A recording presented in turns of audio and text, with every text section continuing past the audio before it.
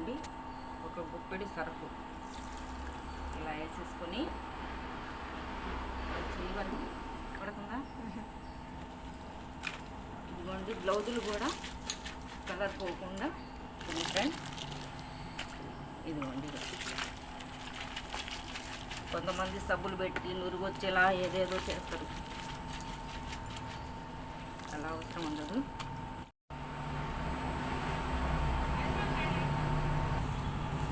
ఇది శారీ కాటన్ శారీ ఉంది కదా, ఇప్పుడు ఈ రెండు చెంగులు కలిపి ఇలా పట్టుకొని ఇలా చీర కుచ్చుల్లా వేసుకోవాలి. చీర కుచ్చుల్లా వేసుకోవాలి. ఇదిగోండి ఇలా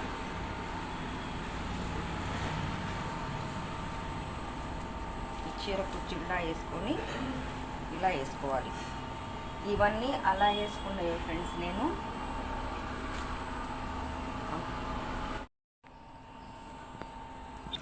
బ్లౌజు సబ్బు నిండా వాటర్ తీసుకొని ఇలా అదొక ఫ్రెండ్స్. ఇదిగోండి ఇలా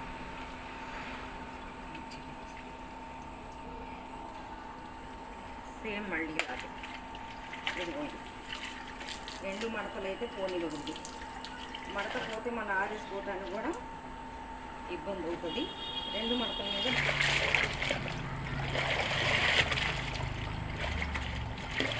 మళ్ళీ 6 నెలలకు ఒకసారి పెడతాను ఫ్రెండ్స్. నేను ఎప్పుడు గంజేసి కాటన్ శారీసే యూజ్ చేస్తాను. 10 శారీస్ వారానికి ఒక్కసారి వాష్ చేసుకుంటాం.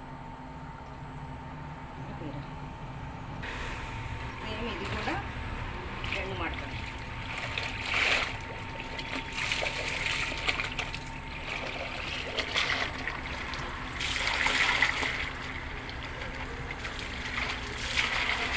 ఇలా పిండుకోవాలి. ఇది కొత్త చీర కదా, కొద్దిగా లైట్గా కలర్ షేడ్ మారుతుంది.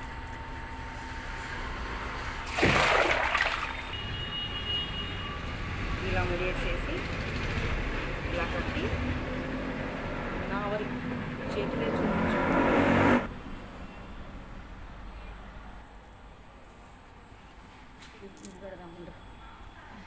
ఇటు కట్టినప్పుడు ఇటు కానీ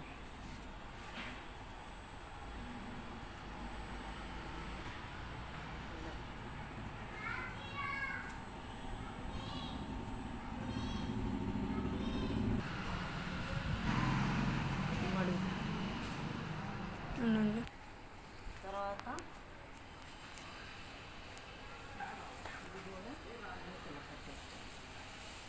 అప్పుడు నీకు ఇస్త్రీ మడత ఉంటుంది.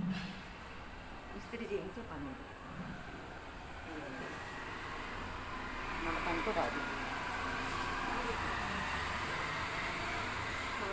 ఇవి 7 రోజు వారానికి ఒకసారి నేను కాటన్ శారీస్ వాష్ చేసుకుంటాను ఫ్రెండ్స్.